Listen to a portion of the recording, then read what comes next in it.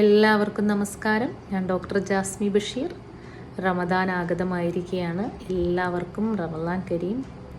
ഭക്തഭരിതവും ആത്മീയവുമായ പുണ്യങ്ങളുടെ ഒരു മാസമാണ് ഈ കടന്നു പോകുന്നത്. നോമ്പിൻ്റെ കാലം. ശാരീരികവും മാനസികവുമായ എല്ലാ ശുദ്ധീകരണവും നമ്മുടെ ശരീരത്തിനും മനസ്സിനും ഒക്കെ നടക്കുന്ന ഒരു കാലമാണ് ഈ റമദാൻ. ഈ റമദാന് നമ്മളുടെ ഈ 30 നോമ്പിലൂടെ നമ്മൾ ശാരീരികവും മാനസികവുമായിട്ടുള്ള വലിയൊരു ശുദ്ധീകരണം നടത്തി നമ്മുടെ ശരീരത്തിനെ നല്ലൊരു ഊർജത്തിലേക്ക് കൊണ്ടുവരുന്ന ഒരു മാസം കൂടിയാണ്. അതുകൊണ്ട് തന്നെ നമ്മൾക്ക് ഈ ഒരു സമയത്ത് ശാരീരികമായിട്ടുള്ള ബുദ്ധിമുട്ടുകൾ ഉണ്ടാകാതിരിക്കാൻ, അസിഡിറ്റി, ഗ്യാസ് പോലുള്ള പ്രശ്നങ്ങൾ ഇല്ലാതിരിക്കാനായിട്ട് നോമ്പ് പിടിക്കുന്ന സമയത്ത് നമ്മൾക്ക് ഈ കാര്യങ്ങളെല്ലാം ശ്രദ്ധിക്കാം. ആദ്യമായി നിങ്ങൾ അത്താഴം ഒഴിവാക്കാതിരിക്കുക. കൃത്യമായി അത്താഴം കഴിച്ചുകൊണ്ട് തന്നെ നമ്മൾ നൊയമ്പ് പിടിക്കാനായിട്ട് ശ്രമിക്കുക. നോമ്പ് തുറക്കുന്ന സമയത്ത് നമ്മൾ ചായയോ കാപ്പിയോ അല്ലെങ്കിൽ അസിഡിറ്റി കൂടിയ ജ്യൂസുകളോ കുടിച്ച് നോമ്പ് തുറക്കാതിരിക്കുക.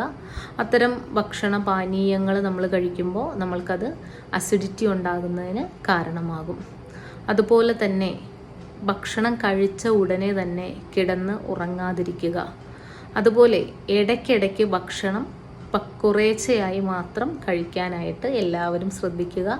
ഒരുപാട് നമ്മൾ വയറ് നിറയെ കഴിച്ച് ഒരുപാട് വയറ് നിറയ്ക്കാതിരിക്കുക. എപ്പോഴും ഒരു സ്പേസ് ഇട്ട് ഇടയ്ക്കിടയ്ക്ക് ഭക്ഷണം കഴിച്ചുകൊണ്ടിരിക്കുക. അതുപോലെ തന്നെ ചൂടാണ്, ശരീരത്തിന് ആവശ്യത്തിന് ഒരുപാട് വെള്ളം വേണ്ട ഒരു സമയം കൂടിയാണ്. അതുകൊണ്ട് തന്നെ നോമ്പ് തുറക്കുന്ന സമയത്ത് അധികമായി തന്നെ വെള്ളം കുടിക്കാനായിട്ട് ശ്രമിക്കുക. അതുപോലെ തന്നെ കഴിക്കുന്ന എല്ലാ ഭക്ഷണത്തിൻ്റെ കൂടെയും പച്ചക്കറികളോ സാലഡുകളോ പഴങ്ങളോ കഴിക്കാനായിട്ട് ശ്രദ്ധിക്കുക. കൂടുതൽ വറുത്തതും പൊരിച്ചതുമായിട്ടുള്ള ഭക്ഷണ പദാർത്ഥങ്ങൾ ഒഴിവാക്കുക. നോമ്പ് തുറന്ന ഉടനെ പൊരിച്ച ഭക്ഷണങ്ങൾ കഴിക്കുന്നത് അസിഡിറ്റിക്കും ഗ്യാസ് കയറുന്നതിനും വയറ് ഉരുണ്ട് കയറുന്നതിനുമൊക്കെ കാരണമാകുന്നു. അതുകൊണ്ട് തന്നെ പൊരിച്ച ഭക്ഷണങ്ങൾ അധികമായിട്ട് കഴിക്കാതിരിക്കുക. പഴവർഗ്ഗങ്ങൾ കൂടുതലായിട്ട്, ആപ്പിള്, പഴം, ഇതുപോലുള്ള പഴവർഗ്ഗങ്ങൾ കൂടുതലായിട്ട് തന്നെ ഉൾപ്പെടുത്തുക. ഇൻ കേസ് എന്തെങ്കിലും ശാരീരികമായിട്ടുള്ള ബുദ്ധിമുട്ടുകൾ ഉണ്ടെങ്കിൽ നമ്മൾ ഒരു ഡോക്ടറെ സമീപിച്ച് അതിനുള്ള പ്രതിവിധി കണ്ടെത്തി നോമ്പ് തുടരാൻ ശ്രദ്ധിക്കുക. വെള്ളം ധാരാളമായി തന്നെ കുടിക്കുക. മൂത്രാശയ സംബന്ധമായിട്ടുള്ള അസുഖങ്ങളുള്ളവർ ഡോക്ടറെ നിർദ്ദേശപ്രകാരം മാത്രം നോമ്പ് പിടിക്കാൻ ശ്രദ്ധിക്കുക. മൂത്രത്തിൽ കല്ല്, മൂത്രത്തിലുള്ള പഴുപ്പ്, ഇതൊക്കെയുള്ളവർ കൃത്യമായൊരു